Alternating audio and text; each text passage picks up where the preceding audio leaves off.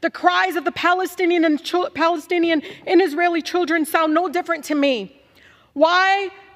What I don't understand is why the cries of Palestinians sound different to you all. The resolution is adopted. As if things couldn't get any dumber, the Republican-controlled House, backed by 22 Democrats, voted to censure Representative Rashida Tlaib, the only Palestinian in Congress, while Israel continues violating international law with its siege on Gaza, which now includes over 10,000 civilian casualties, half of them children. So in this video, I'm going to break down what was so offensive that Tlaib had to be censured, what the context of the saying actually is. I'm also going to get to some incredible defenses of Tlaib on the House floor, as well as a lot of other information in this as well. This is one of those videos that is going to be probably long, in depth, and it's all over people purposely misconstruing words. Stuff like this is so frustrating because this should not require an explanation. But here we are, because of the amount of propaganda that has been out there about this saying in particular and about Rashida Tlaib, it requires me to address this as deeply as I will. So first here from NBC News, just on the vote itself. House lawmakers on Tuesday censured Tlaib, the sole Palestinian American in Congress, over her remarks and actions in response to the Israel-Hamas war. The censure resolution, authored by Representative Rich McCormick, a Republican, passed 234 to 188, with 22 Democrats voting for it and 4 Republicans opposing the measure. A censure vote only requires a simple majority to pass.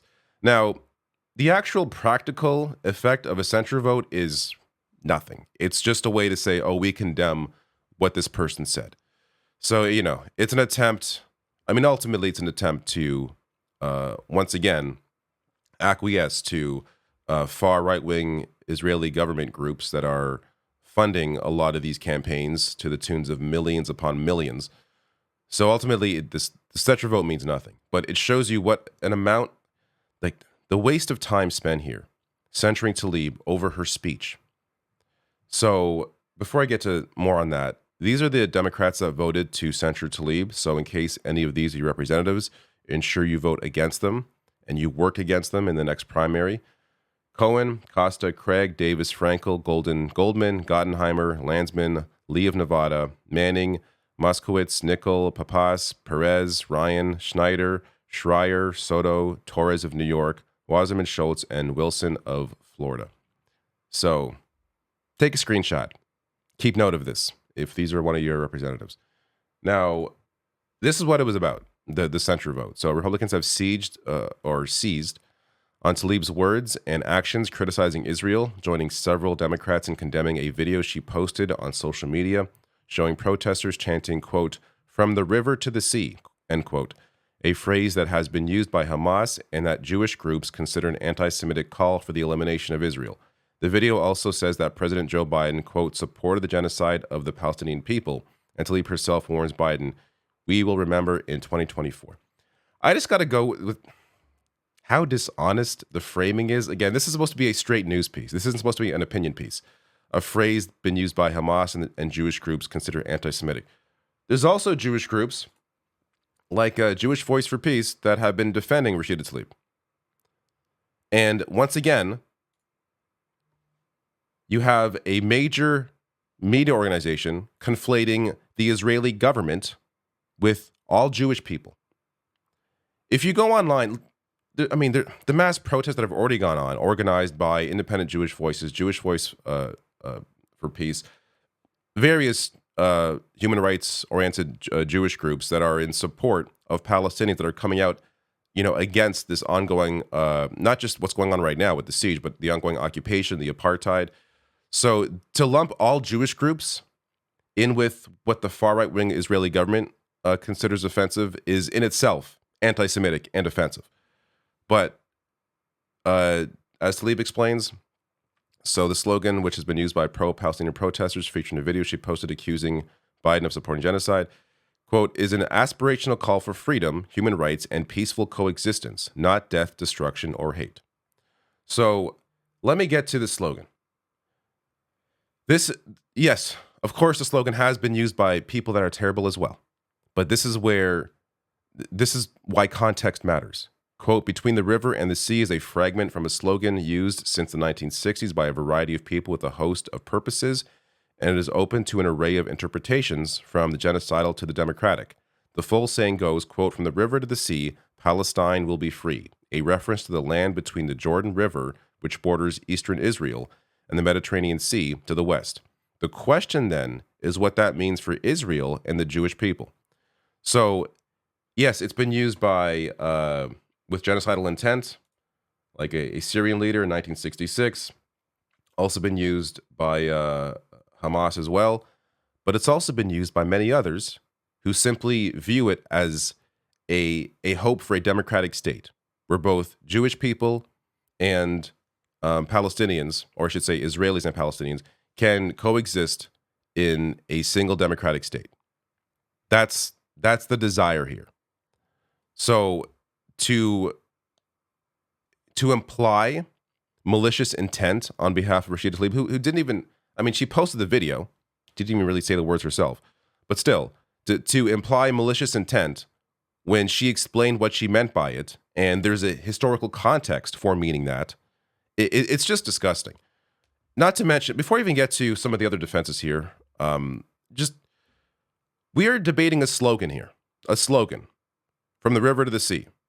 Meanwhile, the Israeli government, backed by Western powers, have practically accomplished from the river to the sea in their interpretation of it. So you have Palestinians living, this is 1917, you have, the vast majority of what is now Israel was occupied by Palestinians. And then 1948, the Nakba, that's when 750,000 Palestinians were expelled. And then you go on to, how the borders have shifted and been controlled since 1967.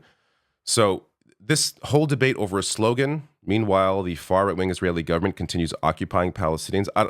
I tend to think this is more important than different interpretations of a slogan, personally. But maybe I'm the crazy one.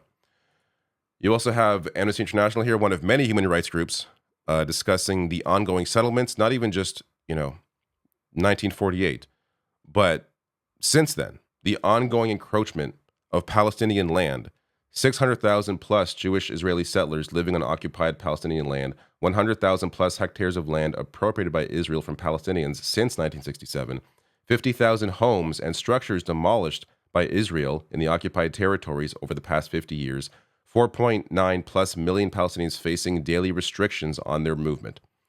This has been an ongoing occupation.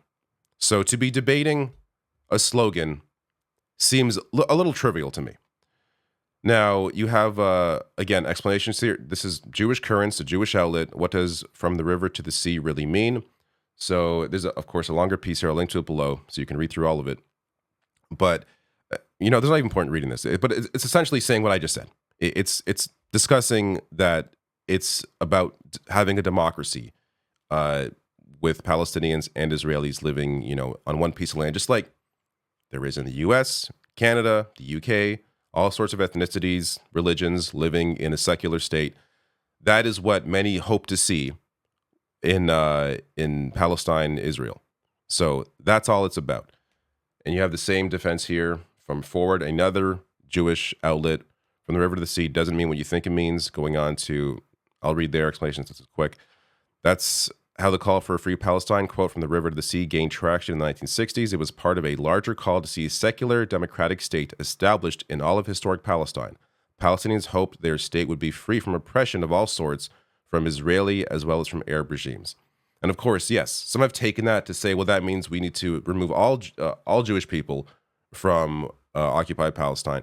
Others have said, no, it's about living in peace with all ethnicities, all religions, doesn't matter. And then you also have how the Israeli government has used this term, which, funny, is being lost in all of this, Israel's use of from the river to the sea. So Benjamin Netanyahu's Likud party, which describes itself as conservative and nationalist, has been a staunch promoter of the concept Eretz Israel, or the Bible-given right of the Jewish people to the land of Israel.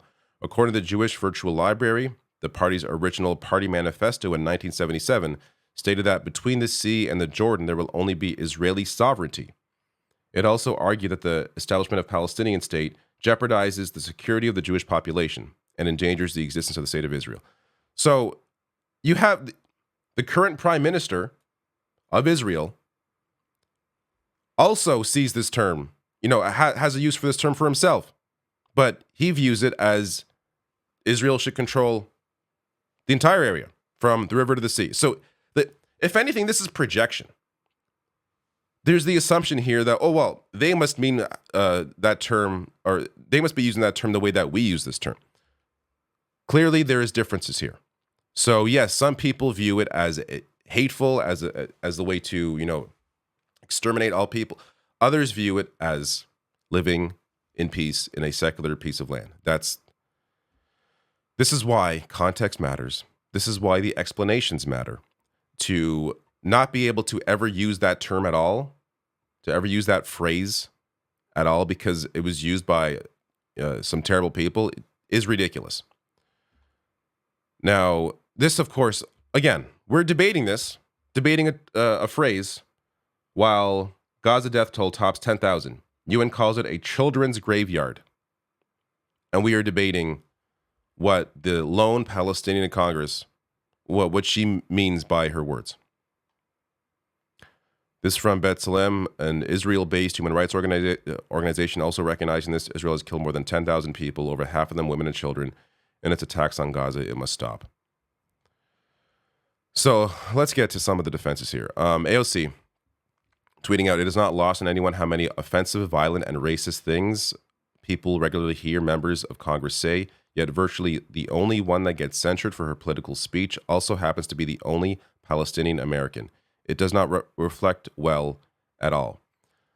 And let's get to the hypocrisy is incredible. This is Max Miller, a Republican of Ohio. Check out what he just recently had to say. Rashida Tlaib has I don't even want to call it the Palestinian flag because they're not a state, they're a territory that's about to probably get eviscerated and go away here shortly, as we're going to turn that into a parking lot.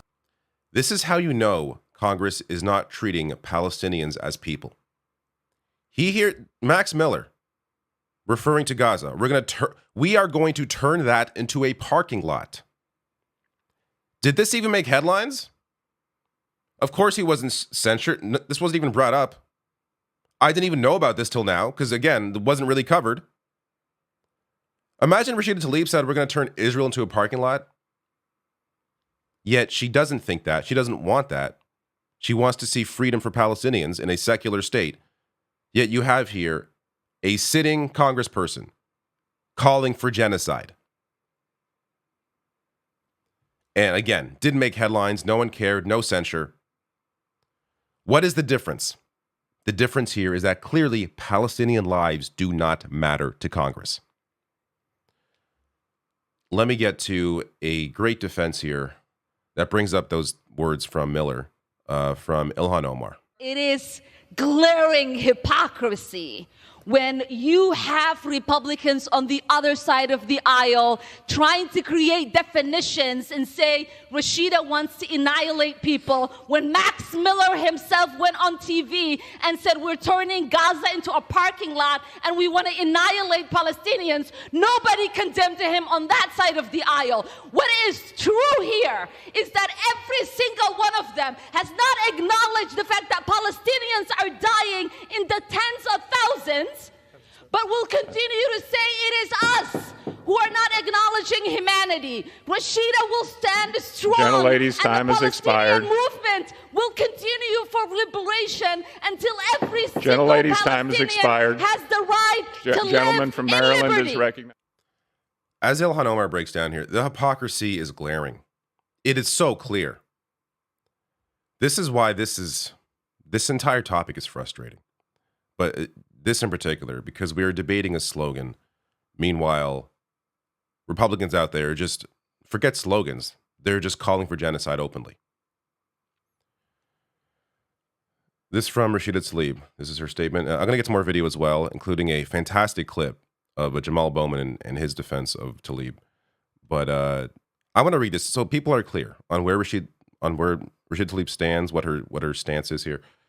So as she writes, it's a shame my colleagues are more focused on silencing me than they are on saving lives. As the death toll in Gaza surpasses 10,000, many of them have shown me that Palestinian lives simply do not matter to them, but I still do not police their rhetoric or actions. Rather than acknowledge the voice and perspective of the only Palestinian American in Congress, my colleagues have resorted to distorting my positions in resolutions filled with obvious lies. I have repeatedly denounced the horrific targeting and killing of civilians by Hamas and the Israeli government, and have mourned the Israeli and Palestinian lives lost. Meanwhile, each day that passes without a ceasefire brings more death and destruction upon innocent civilians who have nowhere safe to go, drawing outrage and condemnation from the American people and the international community. A majority of Americans support a ceasefire, but this Congress isn't listening to their voices.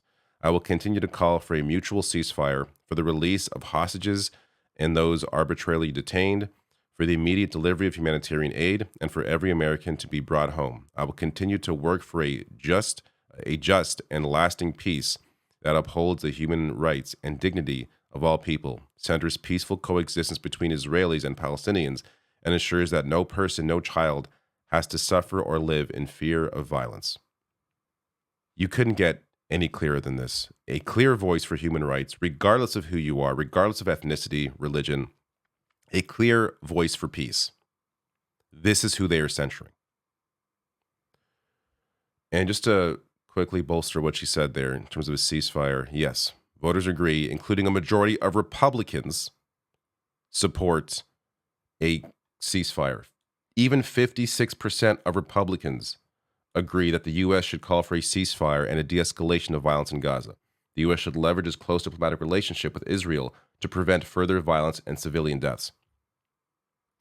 And you can, I've covered this before in previous videos, but if you want more, again, I link to it below the video. Data for Progress is one of the more accurate pollsters out there because of the way they frame questions, because they actually give full context when asking questions. So they're always great in terms of the data they provide. Let's get to a bit of what Rashida Tlaib said in her statement.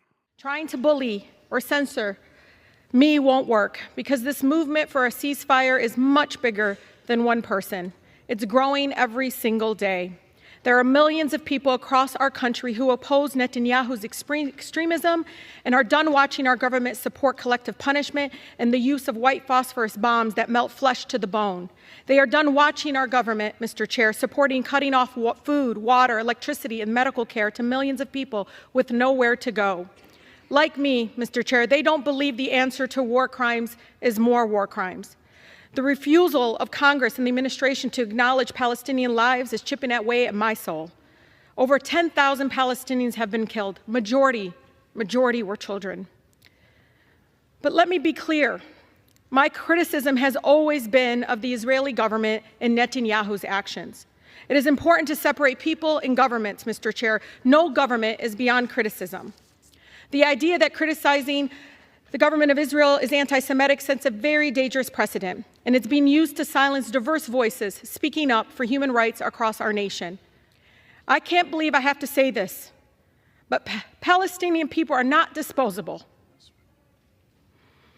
We are human beings, just like anyone else. My city, my grandmother, like all Palestinians, just wants to live her life with freedom and human dignity we all deserve. Speaking up to save lives, Mr. Chair, no matter faith, no matter ethnicity, should not be controversial in this chamber. The cries of the Palestinian and Israeli children sound no different to me. What I don't understand is why the cries of Palestinians sound different to you all. Any attempt to both sides of this is inherently dishonest. There are facts and there is fiction. What you see, even places like I showed you earlier, like the New York Times or who was it, NBC News, claiming that Jewish people are bothered by this slogan, when ignoring masses of Jewish voices that are fighting for the lives of Palestinians. Like just the the inherent nature of how politics is discussed, it's always, oh, one side says this, one side says this. No, there is objective reality. How about discussing objective reality? Clearly, objective reality shows us that Rashida Tlaib cares about people generally, cares about human rights, has always stood up against anti-Semitism, has always called it out, is here as a Palestinian speaking for Palestinian people. To try and conflate her words and try and act like she means something that she doesn't mean is just, it's so incredibly, like, of course I expect Republicans to be dishonest about it, but for mass media to also be dishonest about it, again, I guess I do expect that. But it's so frustrating because it's a constant battle to fight back against this propaganda that's even being propagated by mainstream outlets that some on the right view as left-wing, like NBC, not left-wing. Omar Badar here on Twitter. The censure of the only Palestinian American in Congress will go down in history books as the deplorable, smearing, racist, pandering stunt it actually is.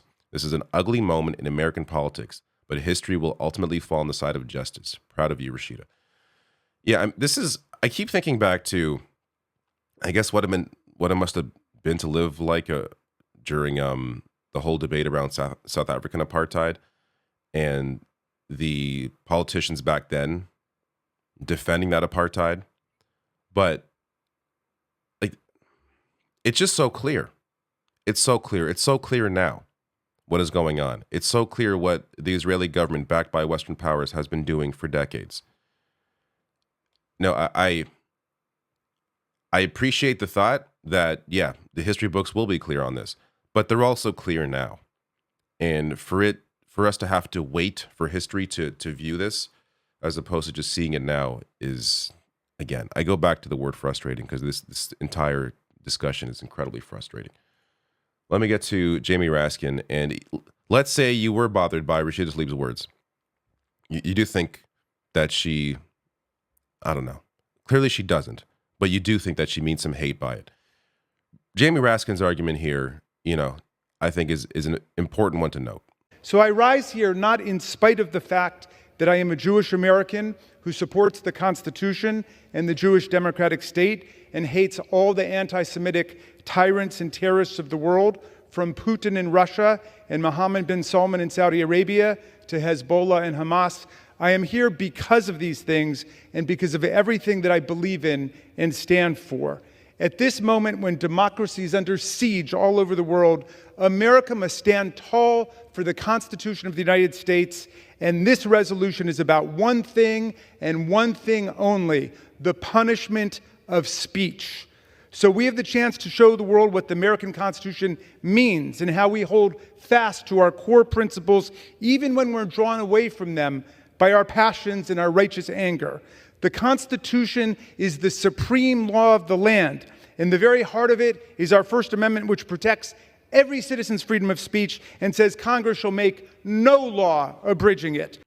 So ultimately, this is the only argument that really matters, is regardless of how you felt, regardless of how that phrase may bother you, it's her free speech. And she explained it clearly. She's not meaning genocide by it. So even if you're bothered by it, that, hey, there's going to be differing voices in Congress, and you can't just silence them because you disagree with what she said. So, and by the way, like, I don't use that phrase, from the river to the sea, because simply because there is a debate over it. And I personally don't think it's useful because of that, because it becomes a distraction, as you're seeing here. So I don't think it's a smart thing to use, simply because of that. Not because I view it as hateful, not because I would use it in a hateful way, but because it can be viewed as that, and it's a distraction from the ultimate point that we're trying to make when it comes to apartheid, oppression, and the ongoing siege. Let me get to Jamaal Bowman. This is the last clip. This is fantastic here. Jamaal Bowman always comes with a passion, and he does a great job defending Tlaib.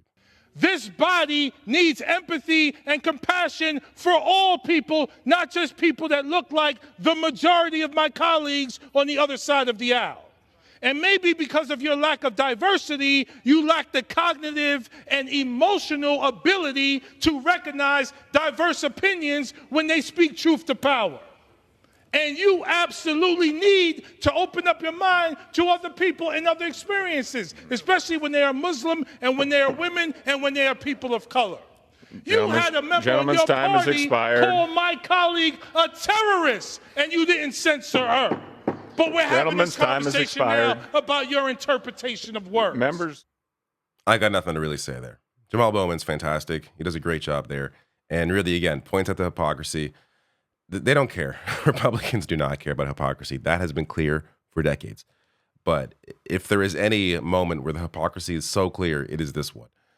Last couple things.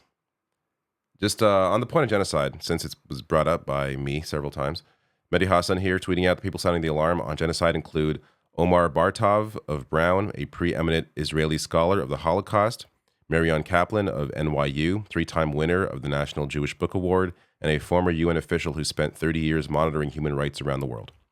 Just a few educated voices there on individuals calling it a genocide, and again, not really debatable, I think. Last thing, support Tlaib if you can. Show Rashida Tlaib that where the people stand. I mean, the people already stand with her. I showed you the support for a ceasefire. But, of course, doesn't hurt if you can to support her re-election campaign. There definitely, absolutely will be someone funded to run against her in a primary. So it's very important to ensure that she has the ability to fight off any dishonest propaganda that will be used against her that is already being used right now. I don't know what else to say. I am exhausted covering something that is so obvious, but has to be explained in what is probably going to be almost a 30-minute video.